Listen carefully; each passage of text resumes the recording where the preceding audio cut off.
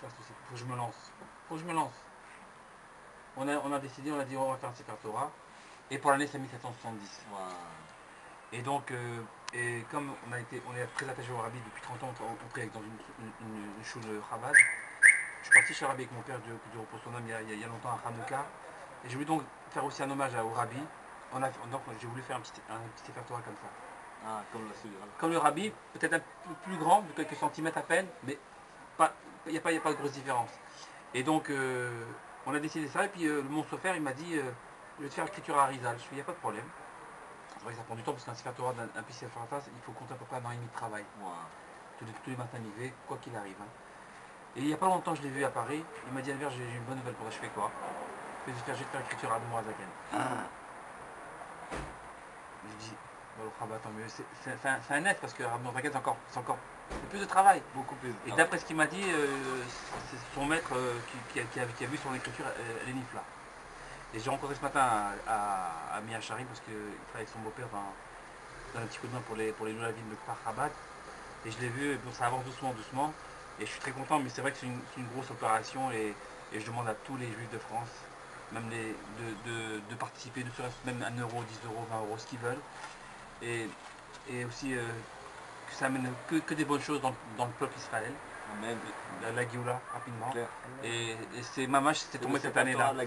J'ai pas fait exprès. Ça fait des années que je voulais le faire. Je me suis lancé l'année dernière, quand j'étais à Soukot. Là, à cette époque-là, à Soukot. Je dis voilà, on va se lancer, et puis voilà, on est là. Et puis je pensais pas tomber arriver chez vous. On est arrivé, parce que le téléphone ne marchait pas. Puis là, je suis content parce que je sais que le site existe, il n'y a pas de souci. Puis voilà, je suis tombé chez vous, je serais très content d'être là. Et j'espère que ça va amener la Géoula. Amen, amen.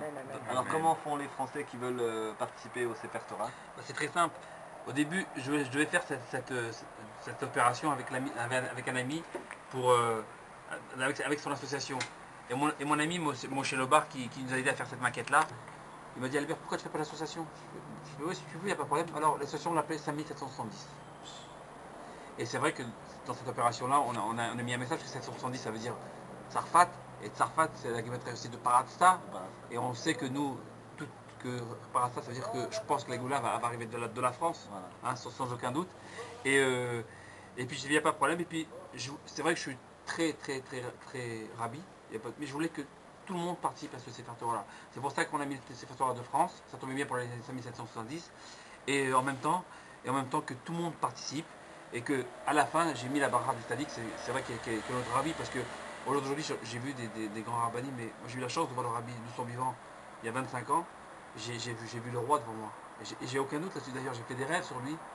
Je n'ai pas fait beaucoup, mais le peu de rêves que j'ai fait, j'étais convaincu que c'est Mashiach. Et de participer au moins, que ça amène la Géoula, la hardoute du peuple juif, parce que c'est vrai que quelquefois il y a quelques tensions entre nous. Mais bon, c'est que le rabbi peut nous réunir tous ensemble. Amen. Pour Beth Amikdash, Amen. Amen. Voilà. Et je vous raconte une histoire qui m'est arrivée maintenant il y a pas très longtemps d'ailleurs. J'ai pris mon billet au mois d'avril avec David Torjman. Je voulais pas aller chez le rabbi. C'est pas que je veux le Cham, je veux pas y aller. C'est qu'on vit dans un monde où on est pris, on est tiraillé par le travail, les problèmes familiaux, ça, le travail, on court après l'argent, comment on va faire, tac. Moi j'ai dit ok, il n'y a pas de problème, je prends le billet, prends ma carte bleue et tout ça, ok. Et chaque jour qui passait, et chaque jour je fais non, je peux pas. J'ai pas envie d'aller chez le rabbi, je peux pas, j'ai trop de soucis. Le Shabbat d'avant, je descends à la choule comme tous les Shabbats. Et je parle à un ami à moi, Chabad, qui s'appelle Zouzou, qui est une librairie Kodesh. Et je lui parle à Zouzou. Je parle pas à tout le monde, mais je parle à tout le monde, je connais tout le monde, parce que j'ai grandi dans cette choule. Et Zouzou, je pars chez Rabbi, mais je suis pas très chaud, je suis pas bien, j'ai trop de soucis. Il dit non, c'est Dafka maintenant, tu veux y aller. Au contraire, il faut que tu ailles chez Rabbi maintenant. Et je suis pas chaud, Zouzou. Il dit non, c'est maintenant que tu veux y aller. Je dis pas ok Zouzou, bon, je monte, ok c'est bon. On fait la prière de Maariv et je monte à la maison.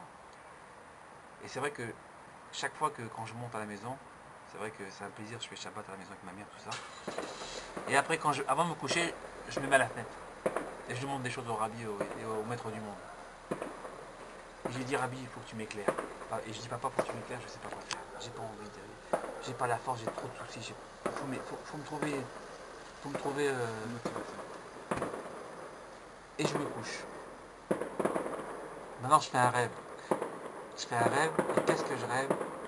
J'ai rêvé quoi, faut que je me rappelle, c'est très important. Juste avant que je parle au Guimal Tamouz, j'ai rêvé du rêvé. Voilà, ça y est. J'ai rêvé du rêvé. Et là j'ai des frissons, je vous en parle parce que... Et en même temps que tu parles, il y a des feux d'artifice. Ouais, ma mâche. J'ai rêvé du rêvé. Je vais sur son quai vert comme ça. Et je rêve rarement du rêve. Je rêve rarement du rêve. Je rêve et je vais dans son quai vert comme ça et je le vois. Et je vois son visage sur le quai vert comme ça et ses yeux qui bougent comme ça. Et je sais pas quoi à un moment donné. Je vais le voir et le rabbi me demande un stylo. Et ça s'est arrêté comme ça. Voilà, l'heure s'est arrêtée comme ça. Maintenant, quelques jours après, je vais voir David Torjman. Donc, si j'ai rêvé du rabbi, alors j'en ai parlé le lendemain à Zouzou. Et voilà, le rabbi t'a répondu, il faut y aller. Donc je vais aller, j'ai pas volé, il m'a répondu. Parce que j'ai rêvé du rabbi, donc il veut me voir.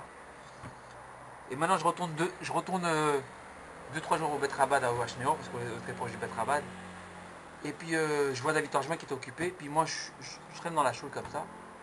Et puis il y avait la sidra de la semaine qui traînait.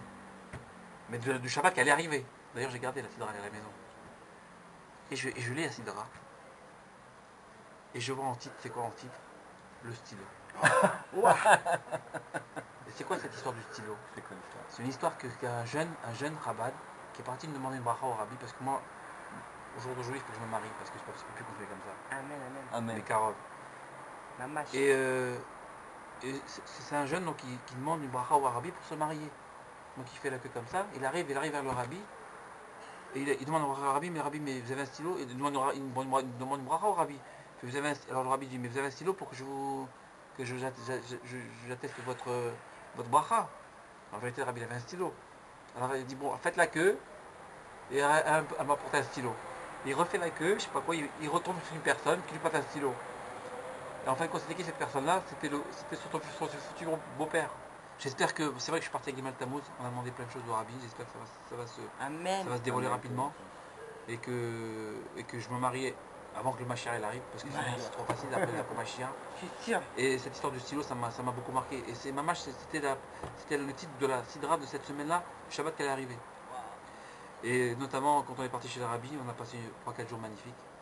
Et on a reçu donc le dollar du rabbi, David est parti pour nous. Et pour la parenthèse, dans le dollar du rabbi, il y a une série de numéros très spéciale. Oui, il y avait 8 numéros, et dans les 8 numéros, il y avait 7. C'est l'histoire des dollars. Des dollars qu'on a reçus. Entre parenthèses, pour parler de dollars, on faisait notre fila tous les matins au Minan du Rabbi. Une histoire bizarre d'ailleurs. J'étais en train de faire ma prière et puis j'ai posé mes téfilines sur l'estrade du Rabbi, pas loin de la chaise, avec mon petit sac de téfilines comme ça. Puis je prie. À un moment donné, j'arrive, je vois 5 dollars sur mon sac. Deux billets de 2 et un billet de 1. Alors je demande, c'est quoi, tu peux reprendre mon argent? Non, c'est pas à moi. Je demande à David. Je demande à tout le monde. Je sais pas qui dégaine les 5 dollars. Je les ai gardés. C'est véridique. 5 dollars posés sur ma sacoche de téfiline. Posés comme ça, pliés en deux comme ça. Je comprends pas, je comprends pas. Je les ai gardés sur la maison. Ça c'est, j'ai rien compris. 5 enfants, si Dieu veut. Amen. C'est Amen peut-être. Je pense que c'est ça.